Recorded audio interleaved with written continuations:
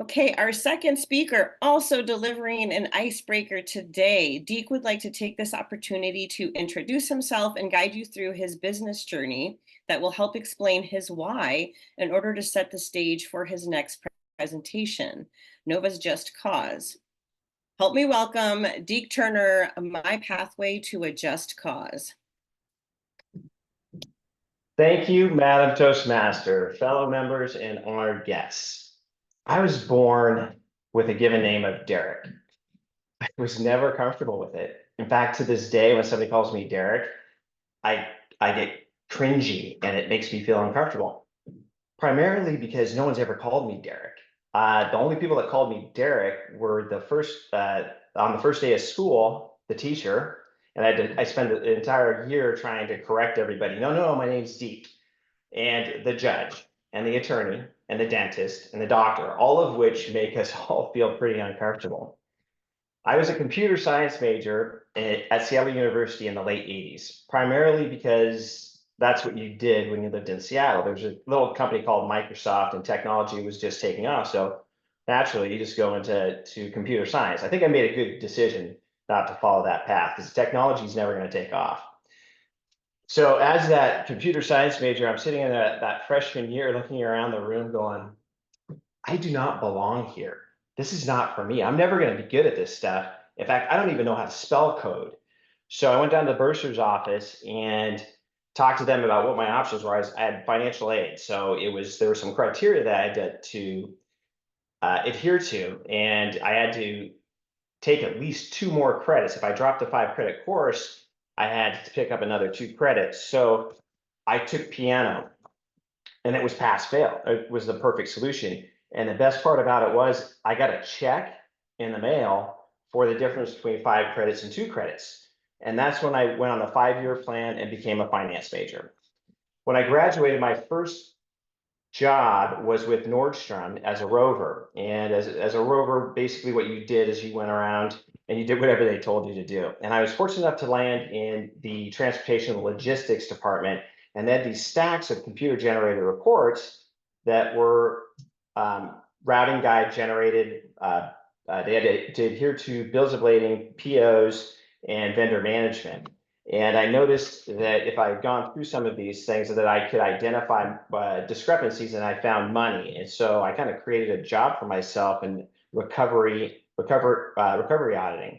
And after about 2 years of doing it, I loved it. And after 2 years, I wanted to be a finance major, or I wanted to be a finance guy. I wanted to do what my major was all about. And so I went and became a financial planner. And so after 6 months of talking to my family and friends about death and life insurance, because that's what it wasn't really financial planning, I was like, I can't do this. This is not for me. I don't want to be that guy. Not that there's anything wrong with it, but it wasn't for me. And I was fortunate enough, I got a phone call. This is an emoji for a phone back then.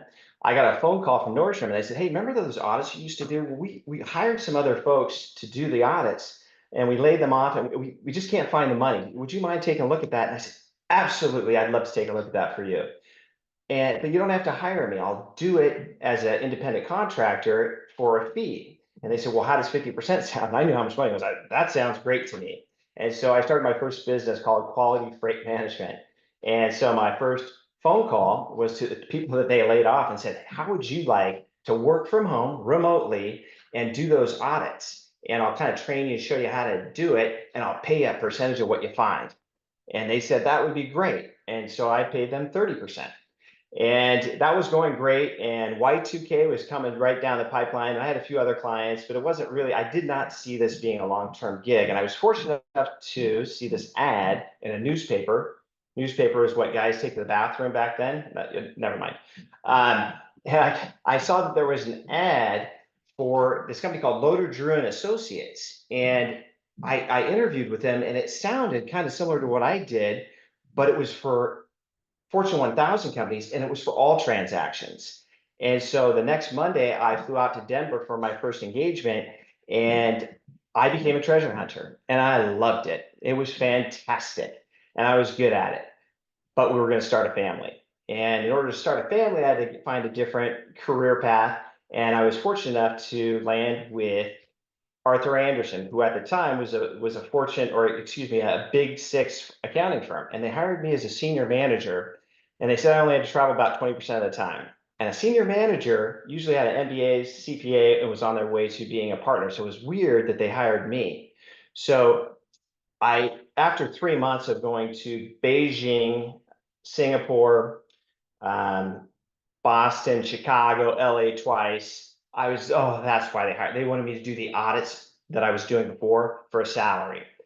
And so I resigned after 3 months. But it was a smart decision because my son was due the next week. And that's when I started to panic.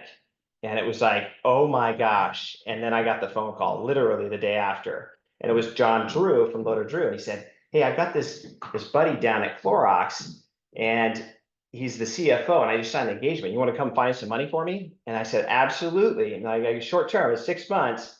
So I went down there for 6 months and saved enough money, made enough money to start a new career in property management. And so I started property management, took a pay slashing, and I did that for about 3 years, and I was really good at it. I built up this big book of business, and that's when the condo craze started. And I had some of my developer relationships come to me and say, hey, we what do you know about condo management? I don't know, nothing. Well, it's property management. How different can it be? And so I paid the dumb tax as I kind of evolved from property management. I started the association division at this property management firm, and I paid the dumb tax for a few years. And I found out that I was in America's worst job. Association management was America's worst job, but it was an opportunity because that's what led me down the path, or started the path towards the just cause. And I was going to take America's worst job and turn it into one of the most attractive careers out there. Back to you, Madam Toastmaster. Great, thank you very much. I think that was very close. Let me remove these pins super quick. I do this, remove all spotlights. Thank you again, you guys, for being flexible. If we could get 2 minutes, again, Deke put his email in there. If you could start out by getting him feedback, that would be fantastic. 2 minutes to give your feedback. Maybe pop it in again in case somebody missed it who came in late. Stop recording, yes.